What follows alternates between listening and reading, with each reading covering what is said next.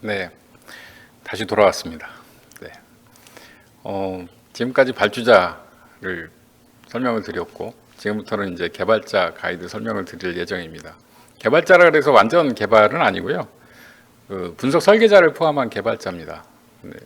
아까 전에 좀 훅훅 뛰어넘어갔던 부분들, 이번에는 좀 더 설명을 드릴 거고, 아마 개발자분들이 이번 시간도 이렇게 네, 짧아서 또 아까 전과 마찬가지로 좀 모자란 게 있으면 개발자 가이드와 다른 이제 교육을 더해 주세요라고 신청해 주시는 것도 좋을 것 같긴 합니다. 내년에는 이런 과정이 더 많거나 뭐 더 다양한 강사분들이 와서 또 다양한 경험을 얘기해 줬으면 더 좋을 것 같긴 하고요.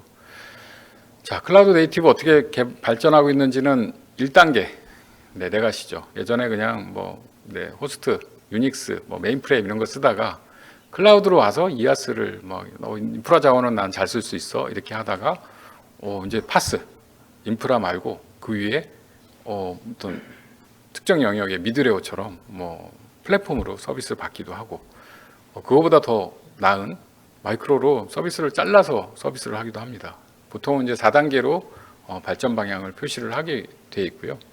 어플리케이션 관점에서도 예전에는 그냥 모놀리틱이죠. 예전에는 좀 크게 썼던 어플리케이션들이 단순하게 그 발전 단계에 맞춰서 이아스에 올라가서 동작하도록 만드는 단계, 그리고 파스 컨테이너 단계에서 프렌들리하게 이제 어플리케이션 만드는 단계, 그 다음 진짜 클라우드 네이티브하게 좀 더 잘게 쪼개지거나 좀 더 유연한 구조를 가져가는 단계로 나눠집니다. 저희가 여기서 한 가지 짚고 넘어가야 될 건 적어도 클라우드 어플리케이션 레벨에 들어온 레벨 1, 2, 3는 제가 강조하고 싶은 건 이거 같아요. 이게 뭐라 그러지? 이렇게 그냥 일방적으로 이게 뭐라 그래야 되나? 무조건 레벨 3로 가야 된다. 이런 거 아닙니다. 네. 저희가 프로젝트를 좀 해봤더니 프로젝트 중에 한 트랜지션 복잡도라든가 DB 처리에 대한 이런 보상 트랜지션 만들거나 뒤에 얘기 나오겠지만 그냥 복잡해요. 너무 복잡하거나 이런 것들을 또 특히 DB 처리가 복잡한 거죠. 데이터나 이런 처리들이 은행이라든가 증권이라든가 이런 것들을 트랜지션을 굉장히 잘게 쪼개면서 성능도 유지하면서 문제가 생겼을 경우에 다시 롤백하거나 이런 로직을 다 만들어서 굉장히 복잡한 마이크로 서비스를 만드는 것보다는 차라리 그냥 모놀리틱 구조로 간결하고 명쾌하게 운영하는 게 더 좋다라는 결론이 바로 나옵니다. 분석을 하다 보면 그런 케이스에는 제가 보기에는 이제 MSA를 전면 적용하는 건 쉽지 않은 거죠. 결론적으로 얘기 드리면 전체 시스템을 놓고 봤을 때는 그냥 클라우드 일반 어플리케이션부터 레벨 2, 레벨 3가 섞여서 나오게 되어 있습니다. 이거를 뭐라 그럴까? 어디 이렇게 공산단처럼, 네, 옛날 사람이라 공산단 생각이 나네. 하나로 일방적으로 몰아주지 못할 거고요.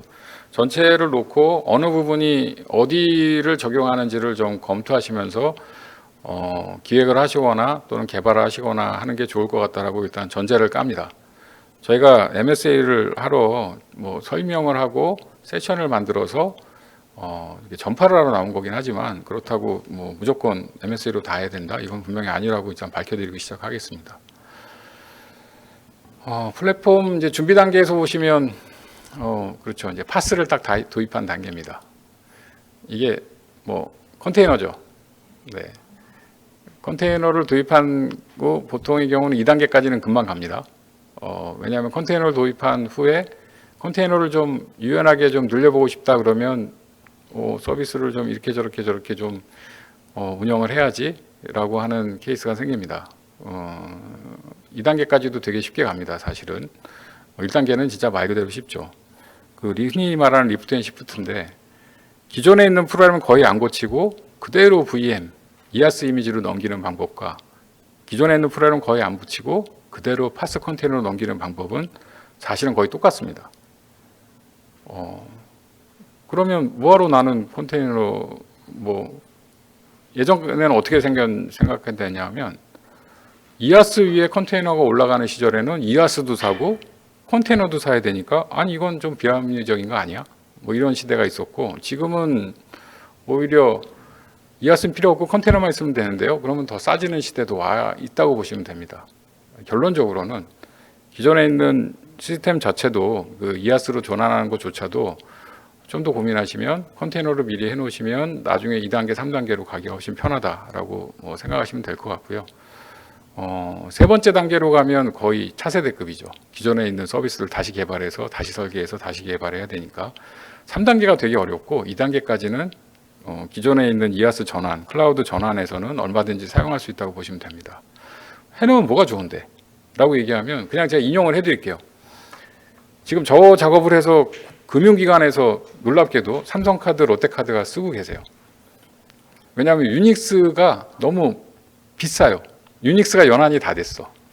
유닉스를 다시 사야 되니까 뭐 한 2, 300억씩 드는데 그냥 X86에다가 컨테이너 깔아서 서비스 그냥 예전에 했던 와스 잘 뭉쳐서 올리면 싸네. 일단 첫 번째. 반값 이상으로 떨어집니다. 두 번째. 만들어 놨더니 의외로 컨테이너는 운영하기가 편해서 하나 띄우고 두 개 띄우고 세 개 띄워도 크게 문제 없네.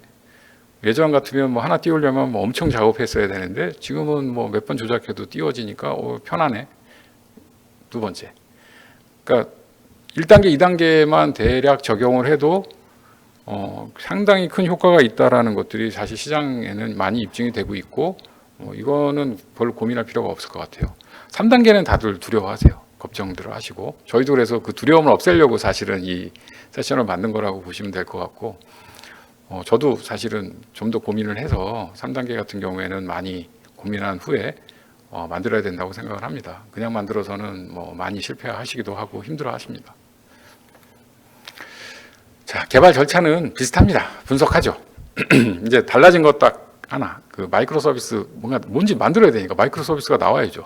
서비스가 전체가 좀 나오고 그 안에 있는 서비스 안에 있는 그 내용들이 이제 좀 설명해야 돼야 기존하고는 다르겠죠. 설계가 달라지고 개발도 좀 달라지죠. 그다음에 배포 특히 많이 달라지고 운영도 약간 달라지긴 합니다. 배포 운영이 같아지니까 그런 방식으로 사실은 각 기존에 있던 개발이나 이런 프로세스가 틀은 갖추고 있지만 내용상으로는 좀 달라진다고 보시면 됩니다. 지금 설명드리는 건 사실은 3단계를 기준으로 설명을 드리는 겁니다. 2단계까지 가면 분석 설계 개발 중에 일부만, 극히 일부만 아마 선택하시면 되고 이걸 다 적용하실 필요는 없다고 보시면 됩니다. 그럼에도 3단계를 설명하는 이유는 1, 2단계는 좀 쉬워서 3단계가 좀 어렵고 복잡하니 이해를 돕기 위해서 이렇게 설명을 드린다고 보시면 될 것 같아요.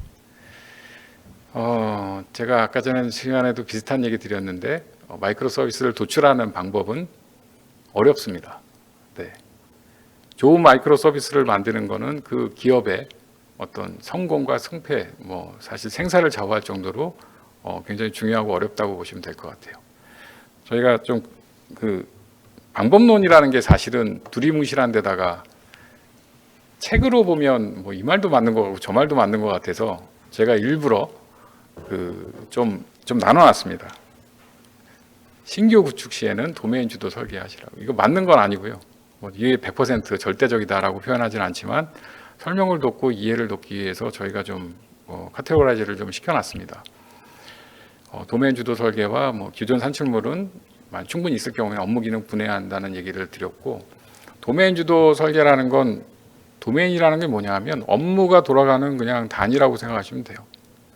결국은 이 마이크로 서비스는 비즈니스를 잘 이해한 분이 이 비즈니스를 잘 서포트하고 비즈니스가 잘 운영되도록 뭔가 설계를 해야 되는데 그 기법이 그냥 도메인 주도 설계라고 이해하시면 됩니다. 그래서 도메인 되게 중요하고 도메인 이해도가 없으면 무슨 시스템이든 다 산으로 갑니다. 이게 이제 도메인 주도 설계고, 다행인 건 이제 신규 서비스니까 아무도 잘 모르죠. 그러니까 모르는 사람끼리 모여 앉아서 일을 할 때는 도메인 주도 설계가 편하죠. 근데 모를 수는 없죠. 시스템의 이름만 있어도 그 시스템이 뭘 원하는지는 대략은 알 거고 거기에 대해서 깊이 생각하는 사람들이 나타납니다. 비즈니스를 생각하시는 분, 돈을 생각하는 분, 개발을 생각하는 분, 디자인, 화면 어떻게 디자인할지 이런 분들이 모여서 신규 시스템을 구축할 때는 도메인 주도 설계가 더 편합니다. 업무 기능 분해는 사실은 기존에 잘 만들어진 시스템 있는데 이걸 처음부터 다시 현업부터 모여 앉아서 내 시스템은 어떤 비즈니스가 더 이게 좋은 것 같아요. 어떤 서비스가 있으면 될 것 같아요. 이걸 뭐 처음부터 다시 할 필요가 없으니까 네, 기능 분해 방식으로 해도 충분히 효과가 있다. 물론 이제 섞어 쓸 수도 있겠죠. 그렇게 보시면 됩니다. 지금 이게 모델링과 개발과의 차이.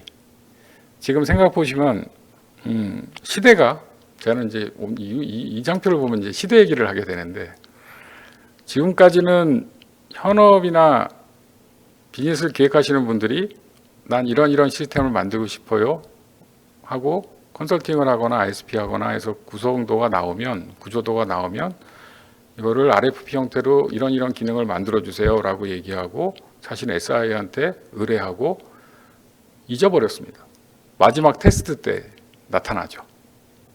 이게 현재까지의 방식이었고 이 방식은 사실은 지금까지는 최적화된 방식이었다고 보입니다.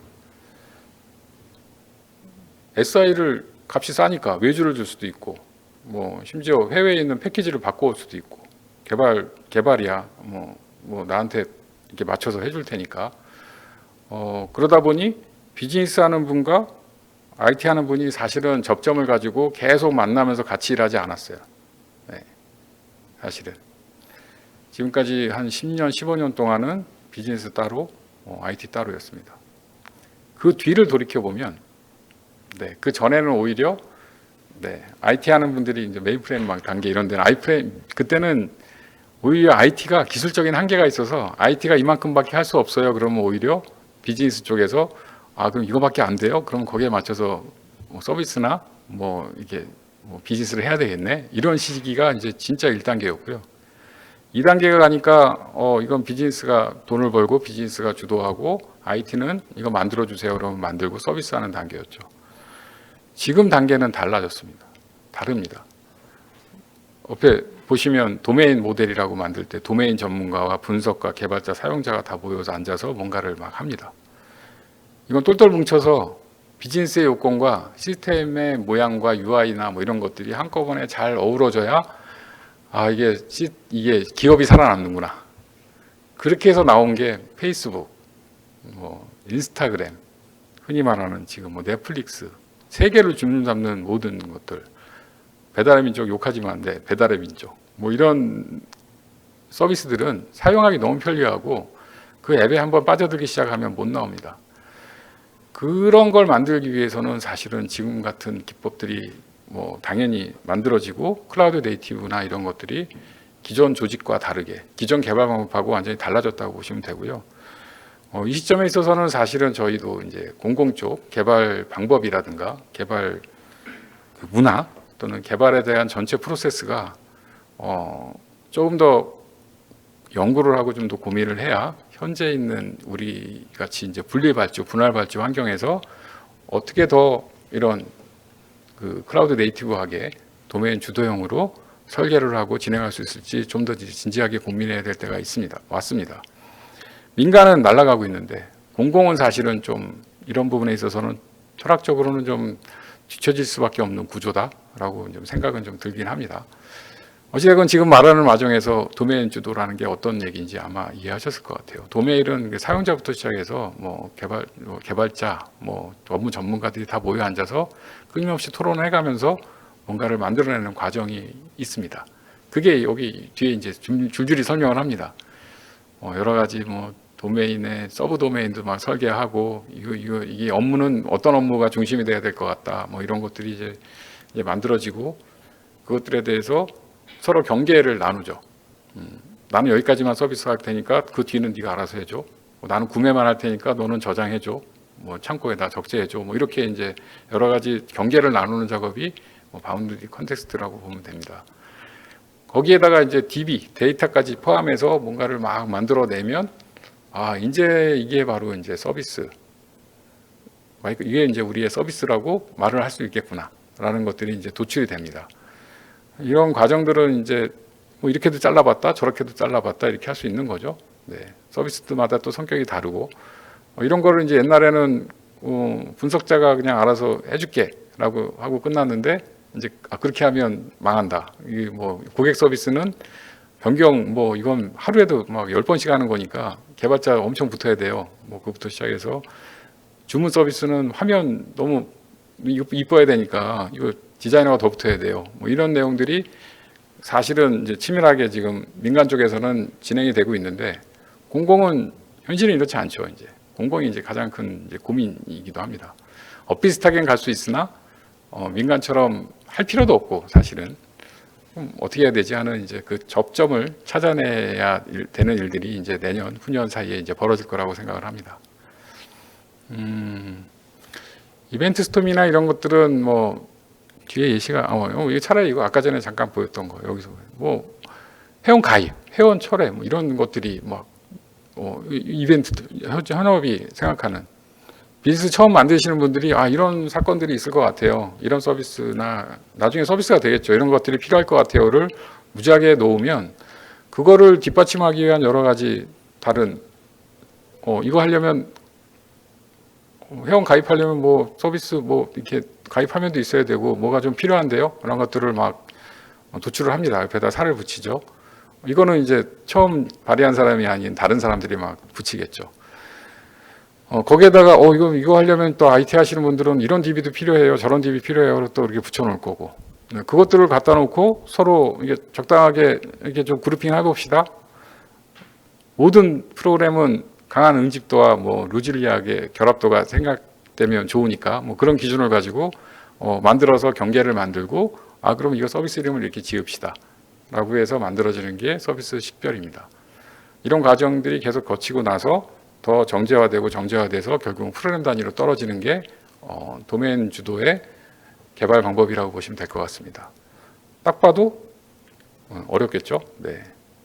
이게 뭐 하는 거지? 뭐 이러면서 심지어 뭐 해외에 있는 유수 뭐 굉장히 좋은 교육 프로그램을 들어도 막 1인당 막 1억씩 뭐 이렇게 하는 거 들어도 하는 거 보면 이걸 가지고 벽에다가 막 포스트잇으로 막 열심히 서로 붙입니다. 나오는 결과 보면 뭐 이래 뭐 이럴 수 있겠죠. 근데 사실은 엄청나게 그 진화된 방법론과 커뮤니케이션하는 방법론과 그 사상을 이제 가르쳐 준다고 보시면 될 것 같고 교육을 받으신 분들은 제가 보기에는 어찌되면 그런 교육들을 많이 받으신 분들은 이런 서비스를 만들어내고 서비스를 서로 연관짓고 하는 것들에 대해서 익숙해지면 어떤 과제가 주어져도 좋은 서비스를 만들어내거나 좋은 결과를 만들어낼 수 있기 때문에 그만큼 또 투자를 하시는 거죠, 사람들에게. 그렇게 투자할 수 있는 기업들 보면 되게 부럽기도 하고요. 네, 저희도 이제 뭐 따라가려고 많이 노력을 합니다. 자, 기능 분해는 익숙합니다. 어플리케이션 맵, 메뉴 구조도 이것도 사실은 굉장히 좋은 마이크로 서비스에 도출하기 위한 기반이라고 보시면 될 것 같고요. 그것들을 잘 이제 그룹핑을 하고 그리고 서로 연관되는 부분들을 잘 경계를 발라내면 좋은 서비스가 만들어지겠죠. 네, 그게 이제 마이크로 서비스를 기능 분해해서 만드는 방법입니다. 기능 분해는 뭐 레벨 1, 2, 3, 4 가지고 잘 만들어서 그 서로 데이터나 이런 것들을 잘 살펴본 후에 서로 데이터 교환이 이렇게 너무 경계를 넘어서 서로 데이터를 주고받는 것들이 없도록 잘 정리를 하는 게 기능 분해 방식입니다. 기존 산출물이나 또는 기존 프로그램을 가지고 운영할 수도 있고 저희 공공기관에서는 아마 이런 방식으로 마이크로 서비스나 또는 레벨 2의 마이크로 프렌들리한 시스템을 만들어내는 데는 금방 이용할 수 있을 것 같습니다. 다음은 어플리케이션의 설계 원칙입니다. 네, 이거는 이제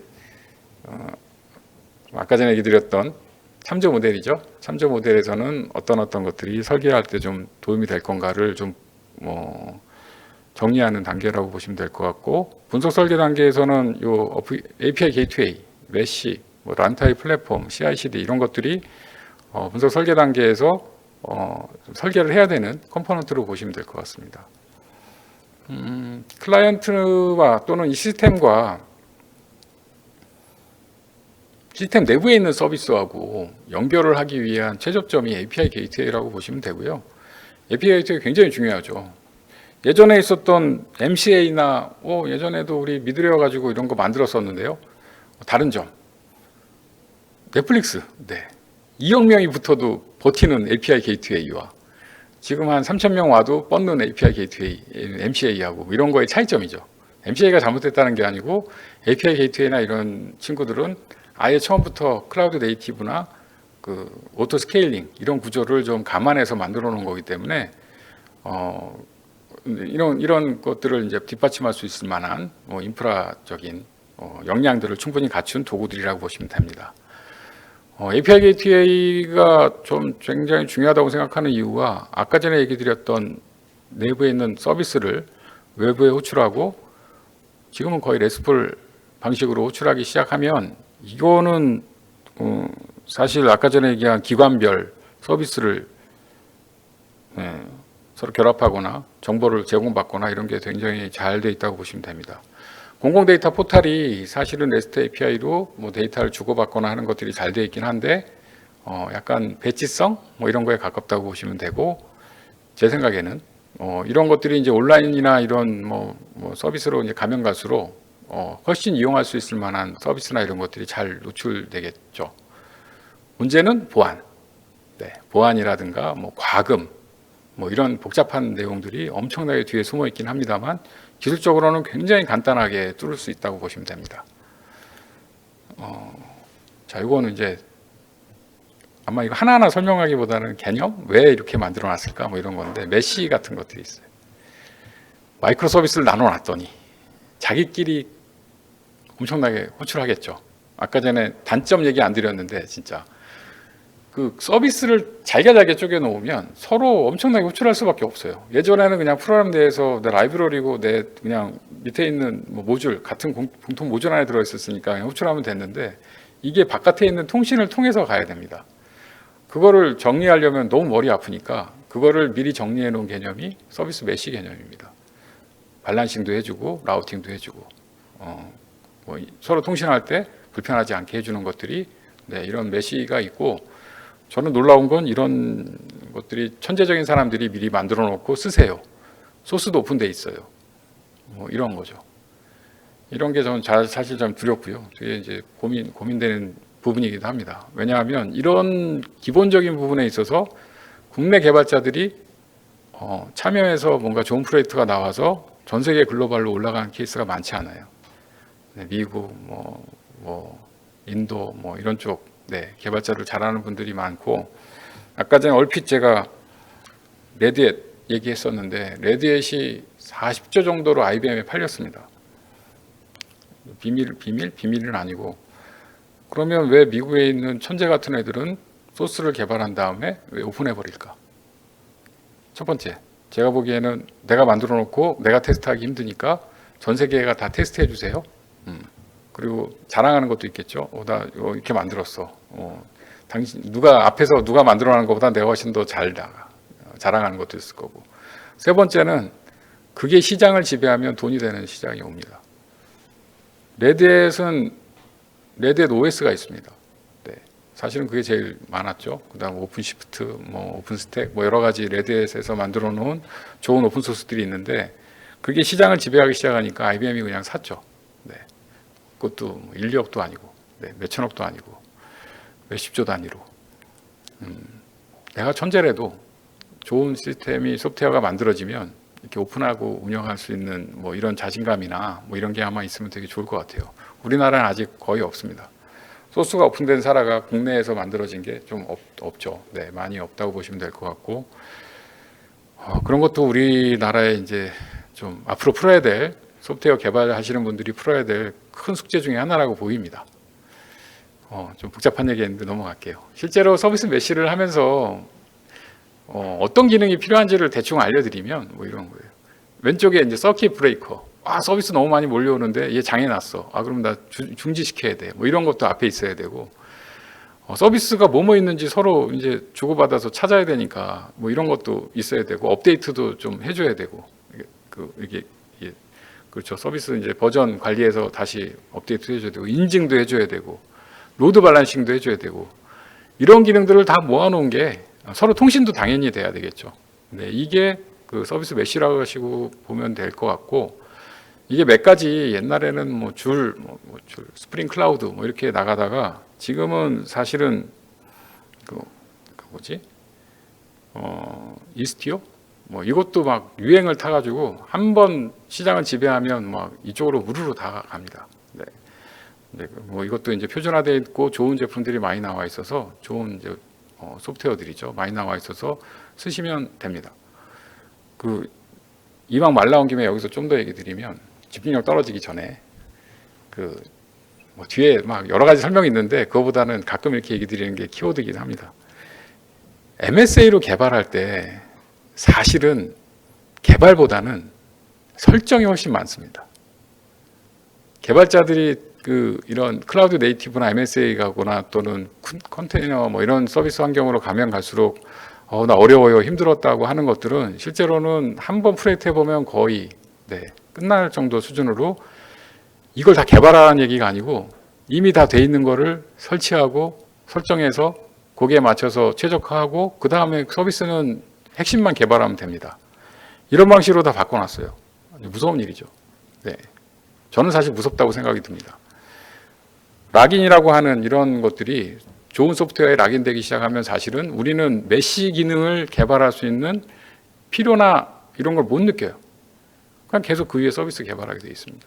밑으로 잘 안 내려가죠. 우리나라 이제 개발이 워낙 바쁘고 막 하다 보니 막 그럴 수 있는데 반대급부로 서비스나 어플리케이션 개발하시는 분들은 사실은 어렵지 않게 개발할 수 있다고 보시면 됩니다. 그걸 이제 두려워하시고 좀 복잡한 부분이 분명히 있긴 한데 생각보다 많은 부분이 설정과 적용으로 끝납니다. 표준 패턴은 아까 전에 이거 너무 복잡하니까 넘어갈게요. 도메인 주도 하면서 이벤트, 엔터티, 리파이토리, 보이지 않는 이런 것들이 있는데 이건 내부 구조를 상세하게 적용해서 서비스를 좀 나누는 건데 크게 기존 거하고 크게 다르다고 보시지 않아도 될 것 같습니다. 계층은 잘 나눠져 있어야 될 것 같고요. 지금도 잘 돼 있어요. 지금도 모놀리틱 구조에서도 사용자 UI 부분, MVC 모델로 잘 돼 있고 대신 이제 도메인 부분에 있어서 기존하고는 다른 방식으로 좀 더 세분화돼서 설계되는 부분들이 좀 일부 있다라고 보면 될 것 같고요. 엔터티, 그 다음에 밸류 오브젝트 이런 것들이 데이터를 저장하는 방식인데 이것도 기존에 이미 여러 가지로 잘 돼 있다고 보시면 됩니다. 기존에서 썼던 방식에서 크게 다르지 않다고 보시면 될 것 같고요. 이것도 이제 엔터티하고 아까 전에 앞에 드렸던 밸류, 잠깐만요. 앞에 다시 갈게요. 앞에 있었던 엔터티와 실제로 시간이 지나도 지속되는 고유의 아이디가 있는 개체인 엔터티와 개념적으로 식별 필요 없고 그냥 단순히 값만 보관하고 있는 값 개체를 이용해서 실제로 애그리게이시라고 하는 값 개체의 묶음을 만들어서 서비스를 하는 예제고요. 패턴 중에 하나예요. 주문이라는 거 안에는 엔터티도 있고 값 개체도 있어서 그걸 두 개를 연결해서 주문이라는 서비스하고 업무를 하게 됩니다. 라고 하는 거라고 보시면 될 것 같습니다. 이건 저장소하고 도메인 이벤트 이런 것들은 나중에 한번 읽어보시고 제가 일일이 설명하는 것보다는 아마 차분히 시간 두고 한번 읽어보시고 가이드 보시면 이렇구나 정도로 이해하시면 될 것 같고요. 이미 설계나 이거 하신 분들은 이건 다 뻔한 내용인데 이렇게 얘기하실 수도 있죠. 기본적으로는 이거 한 장 설명하면 되게 편한 건데 주문 취소, 주문 서비스에서는 주문 DB만 보고 환불 서비스에서는 환불 DB만 보고 메일 서비스에서 메일 DB 서비스만 보고 각 서비스 간에는 이벤트를 발생시켜서 메시지 전달하면 걔네들이 차곡차곡 자동으로 전달해서 서비스가 되는 이런 과정이죠. MSA는 다 대부분 개념적으로 보면 이런 방식으로 저장이 됩니다. 옛날하고 다른 거는 주문 DB, 환불 DB, 메일 DB가 옛날에 한 통에 있었는데 지금은 다 분리되어 있네. 그래서 주문 DB가 폭증되면 주문 DB를 여러 개 띄우고 환불 서비스가 폭증하면 환불 서비스하고 DB를 여러 개 띄우고 이런 구조로 바뀌었다고 보시면 됩니다. 이거를 우리나라는 이제 분산 데이터베이스를 적용하는 방식인데 이게 이제 좀 창피한 얘기인데 우리나라가 예전에는 중국보다 훨씬 개발 잘했는데 떨어집니다. 어디에 폐해냐면 오라클의 폐해입니다. 오라클이 이걸 너무 편하게 해놨어요. 오라클 RAC 이렇게 딱 해놓으면 주문, 확률, DB, 메일 DB 뭐 어디에 있는지 상관 안 하고 뭐 아무 데서나 개발해서 트랜지션 걸어놓으면 보장해 줍니다. 오라클이 근데 우리나라에서 맥스로 붙은 곳이 사이트가 제가 알기로는 건강보험공단 7대 막 이렇게, 금융권에서도 5대, 6대밖에 없어요. 그 이상 올라가면 서로 뭐 글로벌 락 체크하면서 급격하게 성능 떨어져서 무너집니다. 우리나라 트랜지션 성격상 뭐 하루에 막 1억만 건, 2억만 건 정도는 그 정도에서 처리하거든요. 그러니 하루에 18만 건, 18억 건, 20억 건 들어오는 중국은 오라클 이미 내다 버렸습니다. 이걸로 안 되네. 그래서 다른 걸로 바꿨고, 거기는 분산 DB 쓸 수밖에 없죠. 처음부터 뭐 DB를 여러 개로 나눠서 분산해서 처리할 수밖에 없는, 하루에 18억 건 들어오는데 오라클 한 통으로 안 되니까요. 우리나라는 근데 트랜지션 양상 한 통으로 되니까 끝까지 버텨서 결국은 지금 분산 DB 관련된 트랜지션이라든가 이런 처리 방법에 대해서는 중국보다 많이 떨어집니다. 창피한 일이긴 한데 비즈니스 특성상, 그리고 또 우리가 가진 기한이나 뭐 이런 안정성 이런 것들 고려하면서 지금까지는 버텼는데, 클라우드 네이티브로 가면 일단 오라클이 없습니다. 네. CSP 아까 전에 얘기한 일부 있는데 이게 원활하지 않아요. 크지도 않아요. 그 DB 자체를 좀 작게 하기도 하고 오픈소스 DB 많이 쓰기도 합니다. 그러다 보니 당황하기 시작합니다. 오라클이 없어졌으니 개발자들은 거기서부터 일단 멘붕이에요. 사실은 여러 가지 것들 중에 이제 그런 것들을 극복하는 시간이 이제 많이 필요할 거로 보여지고, 뭐 1년 안에 제가 보기에는 지금도 많이 뭐 바뀌고 있고 금방 극복할 것으로 생각을 합니다. 뭐 중국도 하는데요, 그죠? 네. 그러다 보니 여러 가지 이제 패턴들이 나옵니다. 여러 가지 서비스들을 서로 호출하고, 야 문제 생기면은 내가 보상 처리해줄게. 야 문제 생겼으니까 다시 그거 만들어주면 내가 다시 처리해줄게라고 하는 상호간의 그 비동기 방식 분산 트랜지션 패턴들이 막 나오고, 이런 패턴이 10몇 가지 뭐 이상 그 서비스 설계하다 보면 나옵니다. 오늘은 그냥 가이드라. 네, 책을 보고 나중에 공부하시거나 아마 내년에 뭐 또 다른 교육 과정이 아마 있을 것 같긴 합니다. 이런 것들이 되게 많이 나와요. 저희 이제 대표적인 것만 몇 개 드렸는데, 옛날에는 한 DB에다 놓고 쓰기도 하고 읽기도 하고 막 이랬었는데 오라클이죠. 지금은 막 한 DB에서는 쓰기만 하고 나머지는 복사해 가서 읽기만 하고. 그럼 꼭 얘기하세요. 우리는 저렇게 하면 입금하다가 잘못해서 실수하면 저쪽에서 출금 막 여러 군데서 해놔면 돈이 4배로 빠지니까 절대로 한 DB에서 읽기 쓰기 합니다. 해야 됩니다. 오라클 쓰셔야 되죠. 네, 그거는 여기 쓰기 하는 쪽에서 다 처리하면 할 수밖에 없어요. 그거 외에 나머지 서비스들을 이제 빼내는 작업을 해야 되겠죠. 그러니까 뭐 마이크로 서비스나 분산 아키텍처 DB가 지금 있는 비즈니스나 트랜지션 처리를 우선할 수는 없어요. 이제 그것까지 무너뜨리면서 할 수는 없지만, 그래서 아까 전에 얘기 드린 대로 어떤 부분은 모놀리틱, 어떤 부분은 MSA 이렇게 해야 되겠죠. 대표적인 사례로 카카오뱅크도 뒷단에 백엔드는 그냥 은행에 그냥 예전 계정계 모듈 가져다가 유닉스 모놀리틱처럼 했고, 앞쪽에 카카오로 실제로 화면 개발하는 것들은 진짜 네이티브하게 하시고, 이렇게 생각하시면 될 것 같습니다. 지금까지가 설계 원칙이었습니다. 지루하실 텐데 이건 진짜 재미없는 거거든요. 사실은 이게 무슨 재미가 있겠어요. 네. 그래도 이제 지금까지 얘기 드렸던 건 발주자도 좀 보셔야 되고 분석 설계자도 좀 보시면 좋을 것 같고, 그 다음에 지금부터는 이제 진짜 개발자들이 좀 봤으면 좋겠다 하는 내용들이고, 제가 최대한 개발자나 이렇게 발주자들이 좀 분석가나 개발자들이 좀 봤으면 좋겠다는 식으로 좀 편하게 좀 설명을 하겠습니다. 코드 베이스입니다.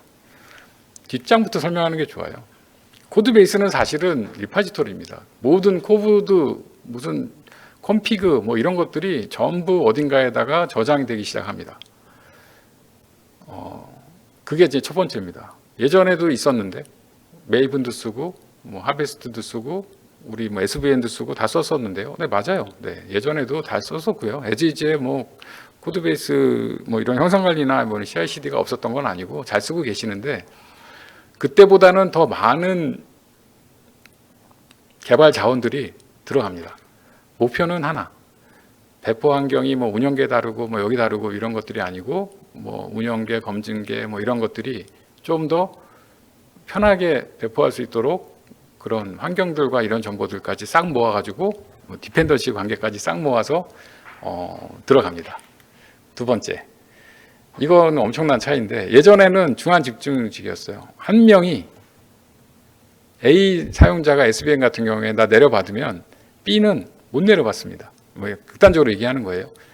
커밋 쳐주고 해야지 내려받는 거지 못 내려받는데 이런 복잡한 세상에서는 그렇게 개발했다가는 큰일 나니까 쪼개가지고 하나씩 깃 계열이에요.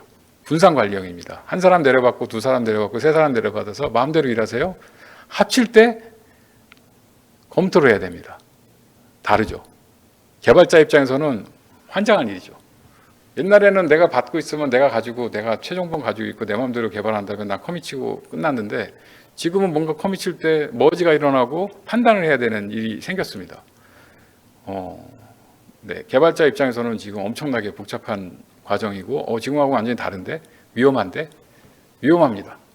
실제로 위험합니다. 남의 버전 머지 시켜놓으면 예전 버전으로 막 돌아가기도 하고 합니다. 이게 익숙하지 않으면 사실은 쓰면 안 되는 기법이고 그럼에도 불구하고 이걸 써야 되는 이유는 왜 쓰겠어요? 네. 예전처럼 소스 하나를 놓고 줄 서가지고 개발할 수는 없으니까 여러 명이 동시에 개발해야 되고 여러 명이 뭐 서로 참조해야 되니까 그래서 Git이라는 걸 쓰게 되고 사실은 Git으로 개발 환경은 다 통일됐다고 보시면 됩니다. Git 또는 Git 계열입니다. 무조건. 이건 그냥 기억하시면 돼요. 클라우드 네이티브로 가려면 그냥 Git 같은 거 써야 되겠구나. 네, 쓰시면 됩니다. 쓰면 설정 엄청나게 하면 금방 설정은 되는데 고민하는 거 딱 하나. 개발자가 머지할 때 고민 더 해야 되겠구나. 심지어 머지하는 전문가가 따로 있는 곳도 있어요. 종속성. 에지이즈는 뭐 여러 가지 그 종속성 관련된 것들이 그냥 참조 걸거나 아니면 프로그램 내에다가 그냥 인서트 해놓으면 그냥 뭐 서로 잘 됐었죠. 바인딩 되거나 이런 것들이 쉬웠는데 지금은 의존 관리를 명시적으로 할 수밖에 없도록 만들어놨어요. 라이브러리 의존 관리라든가 뭐 백엔드 시스템 의존 관리를 다 종속성에다 어딘가에다 저장해서 그걸 가지고 또 Git에다도 놓고 뭐 레파지토리에 놓고 관리하도록 되어 있습니다. 이유는 뭐 그렇죠. 서비스를 이렇게 서로 편하게 호출하고 막 여기저기 막 뿌리려고 하면 이런 종속성 관련된 정보들은 가능하면 다 밖으로 빼놔야죠. 되게 단순한 원리기도 한데 실제로는 쉽기도 하고, 네. 익숙하지 않은 사람들은 처음에는 당혹하다가 이거 원래 이건 그냥 하면 되는구나라고 해주면 금방 하죠. 네. 뭐 메이븐 이런 것들 지금도 많이 쓰고 계시고, 네. 이런 것들은 뭐 크게 어려움 없이 종속성 관리나 이런 것들은 하실 수 있다고 봅니다. 설정. 아까 전에 이제 설정 얘기 드렸죠. 코드나 이런 프로파일 내에 있는 설정 정보들 다 하드코딩되어 있던 건 다 빼서 바깥으로 다 환경 변수나 설정 도구로 다 내야 됩니다. 이런 것들이 이제 컴피그에 잘 적용이 돼 있고 아까 전에 제가 뭐 비밀이라고 얘기 드렸던 설정하시면 됩니다라는 게 옛날에는 막 프로그램 내에서 또는 뭐 파일로 뭐 또 다른 컴피그로 관리했던 것들이 지금은 네, 스프링 클라우드의 어떤 컴피그나 이런 것만으로도 꽤 빠르게 설정할 때 편하게 할 수 있는 것들이 꽤 있습니다. 그것도 미리 굉장히 많이 돼 있어요. 백엔드 쪽도 예전에 이제 뭐 URL이나 뭐 이런 걸로 업데이트했던 것들이 옛날에 하드코딩 막 박아놨겠죠? 몇 번, IP 물론 뭐 결국은 호스트 네임 받고 뭐 이래가지고 뭐 URL처럼 했겠지만 실제로는 뭐 변형된 하드코딩이라고 보시면 되고 그런 것들이 이 클라우드 네이티브로 가면 진짜 진정한 URL이나 이렇게 넘어가게 됩니다. 이유는 어플리케이션은 아까 전에 살짝 얘기 드렸는데 100개, 200개, 300개로 막 무한 배포될 수 있고 거기에 따라서 DB도 하나만 쓸 수도 있고 수십 개로 늘어날 수도 있기 때문에 그런 것들을 관리하려면 기존에 있던 것보다는 좀 다르게 좀 더 추상화된 방식으로 관리하도록 되어 있습니다. 백엔드 서비스도 그래서 되게 다 설정으로 다 빠져 있다고 보시면 되고 그 알맹이 빼고 나머지는 다 뺀다고 보시면 될 것 같아요. 자, 에지이즈에 이제 단계가 구분되지 않는 환경이라고 돼 있었는데 단계가 너무 제가 보기에는 이건 이제 제가 만든 장표 중에 미스네요. 명확하게 구분돼서 문제죠. 배포, 소스코드, 빌드, 릴리즈 배포, 뭐 실행까지 막 많게는 20단계. 신청, 승인 뭐 이런 절차를 계속하죠. 왜? 문제 생기면 책임을 물어야 되니까. 그래가지고는 데브옵스가 만들어지지 않죠. 빠르게 배포하고 싶은데 20단계에 들어와야 되니까. 그러면 뭘 만들어 달라 그러냐면 이게 급행으로 할 수 있는 거 꼭 만들어 달라 그래요. 사실 급행 쓰시면 되지 뭐하러 그러면. 네. 그냥 행정적인 절차 때문에. 근데 그런 것들이 그 오른쪽에 가보시면 클라우드 네이티브는 아까 전에 얘기했던 특성 때문에 약간 다른 양상으로 바뀝니다. 코드나 뭐 이런 종속성들 같은 것들을 다 묶어서 빌드라는 걸 합니다.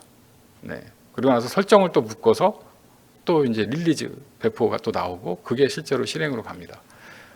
조각조각 띄워놓은 만큼 그 조각조각 띄워놓은 거를 다시 이렇게 중간중간 합치는 작업들이 만들어지고 이 과정은 왼쪽에 있는 것과 오른쪽은 사실은 같아 보이는데 약간은 다르다고 보시면 될 것 같아요. 실제 릴리즈가 나온 다음에 테스트, 뭐 그 다음에 개정, 배포 뭐 이렇게까지 가는 건데 의외로 1번, 2번, 3번이 거의 자동으로 갑니다. 자동으로 하거나 변경이 되면 바로바로 빌드해서 바로바로 릴리즈까지 갈 수 있도록 만들어 놓은 게 데브옵스의 도구들이 굉장히 잘 돼 있다고 보시면 될 것 같아요. 네, 이건 또 좀 넘어가겠습니다. 시간 관계상 무상태 서비스. 이건 단순하죠. 네. 앱 1번에 와스에 나 100명 붙었어. 100명 세션 정보 가지고 있다가 나 죽었어. 그러면 2번으로 세션 복제해서 넘어가거나 이러려면 시간 엄청 걸리겠죠. 떴다 올리는데 어떤 와스는 한 번 내렸다 올리는데 20분, 10분. 근데 클라우드 네이티브로 가면 앱이나 이런 것들 다 무속성으로 해놔서 세션 정보는 어디 DB나 다른 데 캐시에다 넣어놓고 얘는 그냥 앱만 이렇게 떠 있는 건데요. 와스만. 서비스 다시 들어오면 그대로 받으면 되는데 이렇게 만들어 놓으면 저 앱을 하나 띄웠다 올리는 데는 마이크로 세컨드 단위로 올라갔다 내려갔다 합니다. 아까 전에 막 2억 4천 명 막 이런 넷플릭스가 살아남을 수 있는 이유가 이렇게 만들어 놓은 거죠. 들어오면 띄우는데 20분 걸리면 다 뻗죠. 새로 띄우는데. 근데 또 들어오는 대로 100명 찾네, 200명 찾네, 100명마다 그러면 하나씩 앱 띄워주고 그 하나씩 올리는데 마이크로 세컨드 단위로 띄우면 절대로 안 죽죠. 대신 세션은 다 뒤에다가 튼튼한 데다 모아놔. 그럼 끝. 이게 이제 무상태 서비스의 기본적인 방식이라고 보시면 됩니다. 이건 뭐 포트. 네, 포트 라우터 뭐 옛날에는 막 라우터에서 막 해줬는데, 이제 여기는 내부에 있는 라우터에서 가상화 해가지고, 내부 어플리케이션들은 동일한 포트에서 동일하게 운영할 수 있도록 만들어 놓고 이런 것들이 기본이라고 보시면 될 것 같고요. 이거는 제가 보기에는 왼쪽 오른쪽 거의 똑같았는데 결국은 이 MSA 서비스도 무한 확장 가능하도록 그 다음에 백엔드 서비스도 무한 확장 가능하도록 중간에 있는 로드 밸런서도 가능하면 무한 확장을 지원하는 방식으로 또는 앞에 있는 API 게이트웨이도 굉장히 유연하게 만들도록 레이어별로 각각의 메커니즘에 의해서 무한 확장하도록 만들어 놓은 게 결국은 클라우드 네이티브 구조고 이 구조가 새로 만드는 게 아니고 좀 얄밉지만 미리 만들어 놓은 거 그냥 갖다 써도 엄청나게 잘 된다 이렇게 보시면 될 것 같아요. 이걸 다시 처음 만드는 사람은 진짜 진짜 많이 고생했고 그 고생한 사람들이 다행히 그래도 소스를 오픈하고 더 좋은 오픈 소스들 계속 나오고 있어서 잘 돼 있는 거 잘 갖다 쓰시면 별 문제 없습니다. 대표적인 예로 우리 파스타도 이런 구조를 잘 만들어서 미리 만들어 놓고 검증 끝냈다고 보시면 되고 그래서 파스타를 이용하시라는 이유가 그런 거 고민할 거 다 해놨으니까 갖다 쓰시고 개발에 집중하세요라고 만들어 놓았다고 보시면 됩니다. 패기도 프로그램 기동 종료가 아까 전에 되게 쉽다 그랬으니까 옆에서 기동 종료 당연히 쉽게 할 수 있도록 돼 있고요. 대신 자원 같은 것들은 다 잘 돌려서 반환하도록 해야 되겠죠. 요거는 이제 살짝 좀 다른 얘기인데 개발자와 승인자 테스트하는 사람, 운영하는 사람이 왼쪽에는 다 달랐다면 지금은 그렇게 달라서 운영을 안 해도 될 정도로 개발 운영이 한 모니터 안에서 다 운영할 수 있을 정도로 쿠버네티스나 이런 것들이 잘 돼 있다라고 보시면 될 것 같고 이거는 제가 보기에는 비즈니스에 따라 다른 것 같아요. 비즈니스에 대해서 정말 진지하게 진짜 빨라야 되고 누군가가 이게 목숨 걸고 붙어서 한다라고 하시면 뭐 말 그대로 배민이죠. 뭐 이런 데나 뭐 11번가 옆에 있는 업체들하고 무한 경쟁하는 곳에서는 진짜 빠르게 배포해야 되니까 이렇게 운영하셔야 될 것 같고, 공공기관은 적어도 이럴 필요 있는 데까지 있는데 많지 않죠. 그냥 지금처럼 이렇게 좀 나눠서 해도 큰 문제는 없을 것 같긴 합니다. 자, 로그.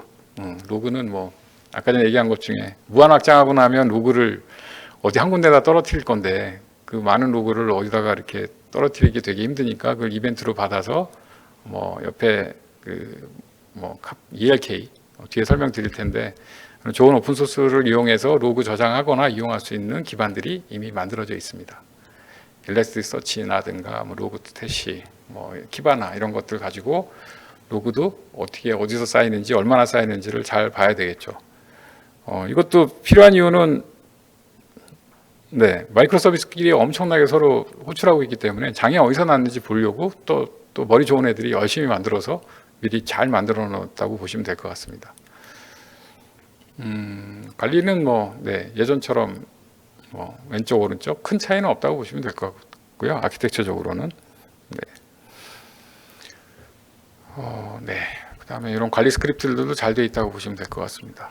지금부터 만들어 놓은 거는 사실은 그 파스타를 이용해서 작업을 하다 보면 클라우드 파운더리가 있고, 파스 엔진 중에 쿠버네티스가 있는데 거기에 대한 특징들을 비교를 해놨다고 보시면 되고, 지향점은 결국은 둘 다 지금 말한 12 팩터에 관련된 모든 기본 요소들을 다 지원을 하게 돼 있습니다.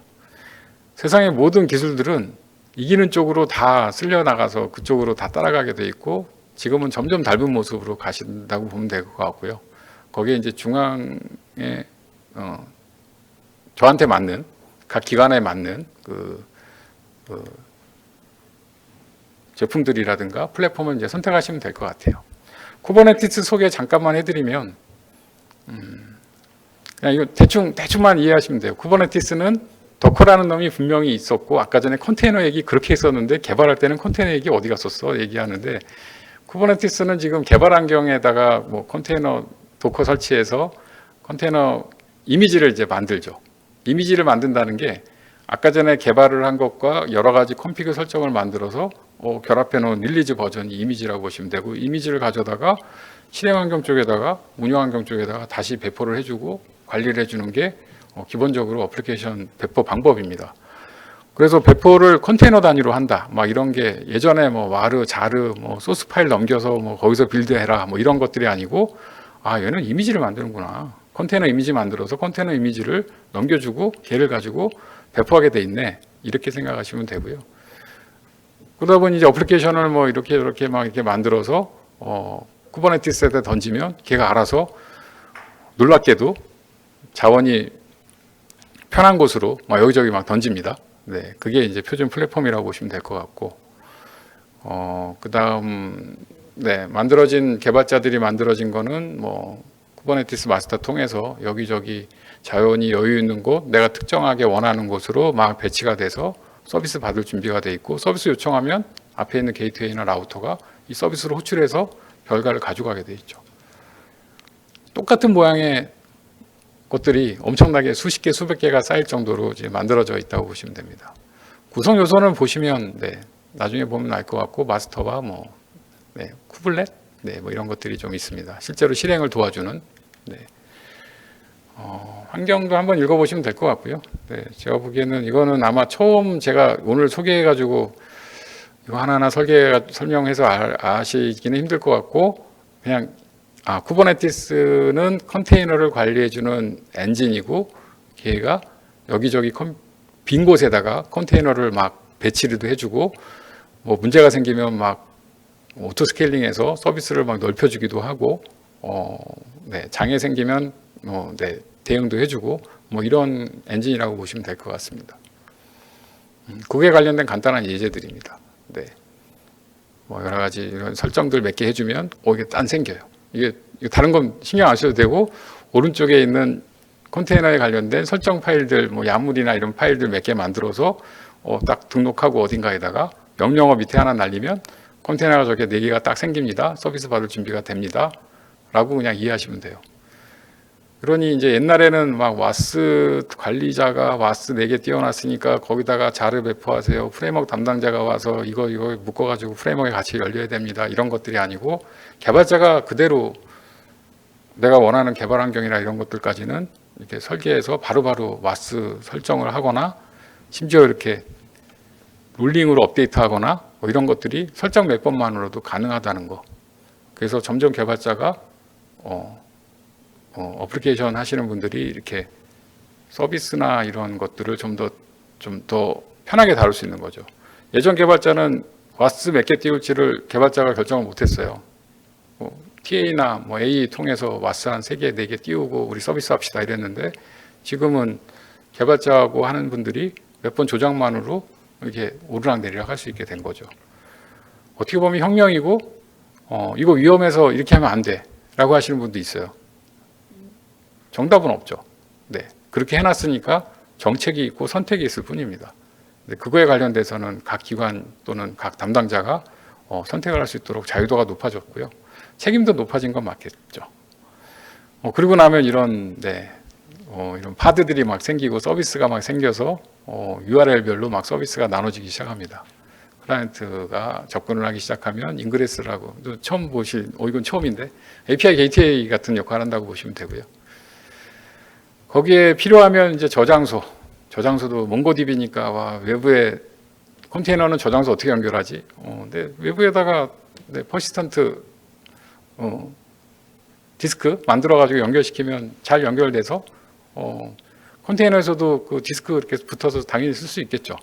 적어도 나는 저긴 저장은 돼 있어. 뭐 이런 정도로 그런 것들이 뭐 휘발성 스토리지가 필요하면 이건 난 그건 또 일부 휘발성 스토리지도 만들어서 난 무한 확장할 때 쓸 거야 같이 뭐 이런 것도 있을 수 있고 이런 것들이 지금 사실은 뭐 쿠버네티스가 제공하는 이런 기본 기능이라고 보시면 됩니다. 일반적으로는 그래서 앞에 있는 서비스와 뒤에 있는 백엔드 서비스를 연결을 해서 뭐 DB를 연결하거나 이런 구조가 얼마든지 만들어질 수 있다라고 보시면 됩니다. 현재 구조하고 크게 다르지 않는 구조도 만들어지고 현재 구조하고 다른 무한 확장 가능한 분산 DB 구조도 만들어진다라고 보시면 될 것 같습니다. 자, 이 부분은 이제 그 배포하고 이런 부분인데 이 부분은 아마 다음 시간에 아마 예제를 들어서 아마 설명 가능할 것 같고요. 스프링 클라우드에서 실제로 소스를 가지고 배포하고 뭐 개발을 좀 해보고 운영하는 과정을 설명을 아마 다음 시간에 설명을 드릴 겁니다. 뭐 이렇게 설정해서 시작하고 하면 될 것 같습니다. 그리고 뒤에는 나중에 한번 읽어보시면 될 것 같고 저희가 이제 마지막으로 드리고 싶은 말씀은 이미지 등록하고 합니다. 클라우드 네이티브를 굉장히 어렵게 생각하거나 이건 뭐 먼 나라 일처럼 생각하시는데 실제로는 생활 너무 가까이 와 있고 이거를 선택이 아니고 사실은 그냥 하셔야 되는 일부 기능으로 그냥 이해하시면 될 것 같고 어떻게 만들지 또 어디에다 쓸지를 좀 더 고민하시면 고민 도와줄 분도 되게 많으니까 얼마든지 도입하시고 활용하시고 세상을 좀 바꿔 나가는데 공공 쪽에서도 아마 일조를 하지 않을까 싶습니다. 오늘 강의 끝까지 들어주셔서 감사하고 이만 마치도록 하겠습니다. 감사합니다.